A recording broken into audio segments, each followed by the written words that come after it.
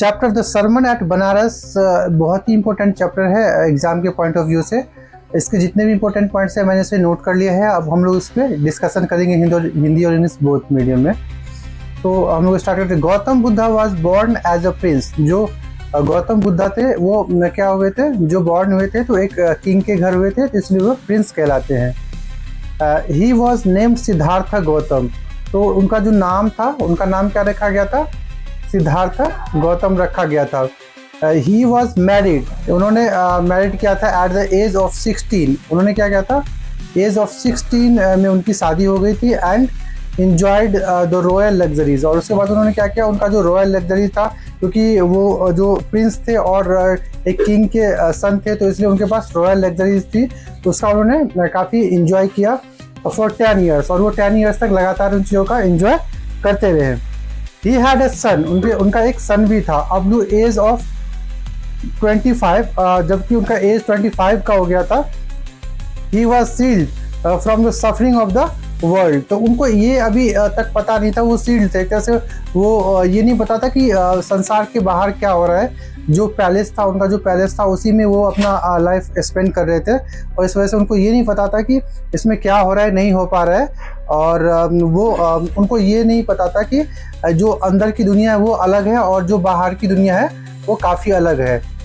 The site of the sick man. जब उसमें वो एक बीमार आदमी को देखते हैं, एंड द एज्ड मैन, और एक ओल्ड आदमी को देखते हैं, and a funeral of the procession shocked him. और जब एक फ्यूनरल को देखते हैं तो उनको शॉक लगता है कि हो क्या रहा है, क्योंकि उनको तो आज तक ऐसी चीज़ों को दिखाया नहीं गया था। वो तो हमेशा अपने महल में सुख और सुविधाओं के साथ में अपना जीवन सर्वाइव किए थे, और जब एक के बाद एक ये सीन देखते हैं तो काफ़ी ज़्यादा शॉक में आ जाते हैं। फाइनली इस तरह से ही वॉज अ मॉन्क। और इसके बाद ये चीज़ें देख के वो क्या बन गए? एक मॉन्क बन गए, बिगनिंग फॉर अ आर्म्स। और वो उन्होंने क्या कर दिया? He saw a monk. उसके बाद वो क्या करते हैं? Finally he saw a monk. और उसने एक मॉन्क को देखते हैं, वो बेगिंग फॉर आर्म्स। वो क्या कर रहा था? लोगों से मांग रहा था, भीख मांग रहा था। उसके बाद वो क्या करते? He gave up royal pleasures. और जो रॉयल जो सुख सुविधा थी उन सबको उन्होंने क्या कर दिया? गिव अप कर दिया। And set out. और वो बाहर जाके बैठ जाते हैं, सीक इनलाइटमेंट। और वो क्या करते हैं? इनलाइटमेंट की खोज में वो बाहर जाके वहाँ पे बैठ जाते हैं, और वो खोजना स्टार्ट करते हैं कि मतलब बाहर में कहाँ पे वो सीख कर सकेंगे इनलाइटमेंट को। He wanted for 7 years. वो क्या करते हैं? 7 ईयर्स तक वॉन्टेड करते हैं, मतलब यहाँ वहाँ भटकते हैं 7 ईयर्स तक। And finally set down. और उसके बाद वो बैठ जाते हैं under a big tree of inner meditation. और एक बड़े से पेड़ के नीचे बैठ जाते हैं और वहाँ पे वो मेडिटेशन करना स्टार्ट करते हैं। Enlightenment came to him after 7 days. और जब वो उस पेड़ के नीचे बैठते हैं, जिसे हम बोधि वृक्ष बोलते हैं, उस वृक्ष के नीचे वो क्या करते हैं? अपना तपस्या करते हैं। और 7 डेज के बाद उन्हें इनलाइटमेंट, मतलब एक तरह से ज्ञान की जो प्राप्ति होती है, एक तरह से मतलब वो इनलाइटेड हो जाते हैं वहाँ पे। He named the big tree the Bodhi tree. इस तरह से जो हमने अभी डिस्कस किया था, उस जो वो बिग ट्री था उसका नाम उन्होंने क्या रखा? बोधि ट्री। और द ट्री और विजडम, और या फिर उसे विजडम का पेड़ माना जाता है। He was known as Buddha. और इसलिए वो बुद्धा के नाम से जाने जाते थे।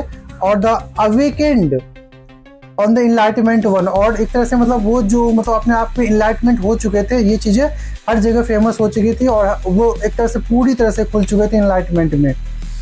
The Buddha preached his first sermon at the holy city of the Banaras. और वो जो बुद्धा होते हैं वो क्या करते हैं? वो शिक्षा देते हैं। अपना फर्स्ट जो सरमन होता है वो कहाँ पे?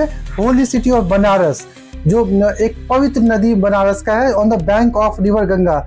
गंगा नदी के किनारे बैठ के वो क्या करते हैं? बनारस सिटी में वो शिक्षा देते हैं। अपना वो जो वो लोगों को बताते हैं कि क्या है ये संसार में। उनके अनुसार जब वो इनलाइटमेंट होते हैं तो वो कैसे देखते हैं संसार को, वो सारी चीज़ें वो शिक्षा देते हैं वहाँ पे। ईशा गौतमी, ये देखिए, ये बहुत ही इंपॉर्टेंट पॉइंट है, और ये बहुत ही इंपॉर्टेंट कैरेक्टर है जो आपके एग्जाम के पॉइंट ऑफ व्यू से इंपॉर्टेंट है। Isha Gautami's only son had died. Isha Gautami जो थी उसकी क्या होती है? उसका सन मर चुका था, और वो पूरी तरह से होपलेस हो चुकी थी, वो सेंसलेस हो चुकी थी। उसे पता नहीं था कि वो क्या बोल रही है, क्या कर रही है, और क्या करना चाह रही थी। लेकिन जो भी आ रहा था वो लूप में करती जा रही थी। She had lost her sense. उसने क्या किया? अपना सेंस खो दिया था। एंड कैरीड और अपने बच्चे को जो उठा लिया था and carried the dead boy, अपने बच्चे का जो डेड बॉडी था उसे उठाया टू ऑल नेबर्स, और वो हर नेबर्स के घर पे जाती थी और सबके पास जाती थी और पूछती थी इसका सोल्यूशन, और बोलती थी कि कोई ऐसा मेडिसिन दो जिससे कि मेरा बच्चा मतलब फिर से जाग जाए या उठ जाए। वो अपना सेंस एक तरह से खो चुकी थी। She asked them for medicine to cure him, और सबके घरों के पास वो जाके वो क्या बोल रही थी कि कोई ऐसा मेडिसिन दो जिससे कि मैं उसको फिर से क्योर कर सकूं, और वो हर पड़ोसी के पास जाती थी यही मांगने के लिए कि उसको कोई मेडिसिन दे दे जिससे कि उसका बच्चा फिर से जग जाए। और वो उसे नहीं और वो इस तरह से सेंसलेस हो चुकी थी, उसे पता नहीं था कि वो अब उसके लिए कोई मेडिसिन काम नहीं करने वाला था, वो पूरी तरह से सेंसलेस हो चुका था। और फिर नेक्स्ट पॉइंट है हमारा, शी प्रेड द बुद्धा, और वो क्या करती है, बुद्धा से प्रार्थना करती है, बार बार उससे बेग मांगती है कि to give such a medicine, कि उसे कोई ऐसा मेडिसिन दे दिया जाए that night to cure her son, जिससे कि उसके सन को क्योर किया जा सके, उसके सन को बचाया जा सके। वो इसलिए बुद्धा से मतलब ऐसा कोई मेडिसिन बार बार मांग रही थी, उससे वो रिक्वेस्ट कर रही थी कि मुझे दो, मुझे अपने बच्चे को बचाना है। द बुद्धा आस्क्ड कीसा गौतमी, बुद्धा जो होते हैं वो पूरी तरह से समझ जाते हैं कि कीसा गौतमी के साथ क्या हो रहा है, इसलिए उन्होंने एक उनसे पूछा कि to bring a handful of mustard of seeds, मतलब जाओ और एक मुट्ठी जो है जो इसका मस्टर्ड जो सरसों का बीज है वो लेके आओ किसी के घर से। और उनके साथ साथ उन्होंने टर्म्स एंड कंडीशन भी दिया था कि she went from house to house and has no problem in getting a handful of mustard seeds, लेकिन जब वो हर घर जाती है तो उनको कोई ऐसा प्रॉब्लम नहीं था, मतलब ऐसा वो नहीं था कि कोई ऐसा इंसान नहीं था कि वो उसे एक मुट्ठी वो दे सके जिससे कि मतलब मस्टर्ड का सीड्स वो दे सके। बट उसके साथ साथ बुद्धा ने उन्होंने एक टर्म्स और भी रखी थी कि तुम ऐसे घर से एक मुट्ठी मस्टर्ड लेके आओगे कि जिस घर में कोई आज तक डाइड नहीं हुआ था, मतलब कोई मरा नहीं था, वहाँ से तुम्हें लेके आना था। तो इसलिए however she did have a problem in finding a house where no one had died, मतलब जहाँ भी वो जाती थी वो पाती थी कि इस घर में कि पहले कोई मरा हुआ था। और इसके बाद भी वो देखती कि एक से बढ़ के एक समस्याएं हर घर में उसको मिल रहा था, और इस तरह से कोई भी ऐसा मतलब घर नहीं था जहाँ पे कि कोई मरा ना हो और सारा कुछ सब कुछ ठीक चल रहा हो। उसके बाद फिर वो she considered the fate of the man, और इस तरह से वो अपने भाग्य को कोसने लगती है और फिर वो सारा कुछ समझ जाती है। And realise that she was selfish in grief, और उसको फिर अपनी गलती का एहसास होती है कि वो जो है वो सेल्फिश हो गई थी, अपने इस जो इतनी बड़े दुख हुआ था उसको, इस दुख में जाके वो सेल्फिश हो जाती है। Death is a common to all, मतलब डेथ क्या है, सबके लिए कॉमन है, आज नहीं तो कल सबको मरना ही है, तो ये डेथ सबके लिए कॉमन है। सरेंडरिंग ऑल द सेल्फिशनेस, इस तरह से वो क्या करती है, जो भी सेल्फिशनेस था उसके पास में सबको सरेंडर कर देती है। लीड्स द इमॉर्टैलिटी, और वो मतलब वो जो सोच रही थी कि जो मरणशीलता होती है कि मतलब उसको ये अब नॉलेज आ गया था कि सबको एक ना एक दिन इस दुनिया से जाना है, और वो इस सारे को समझ गई थी।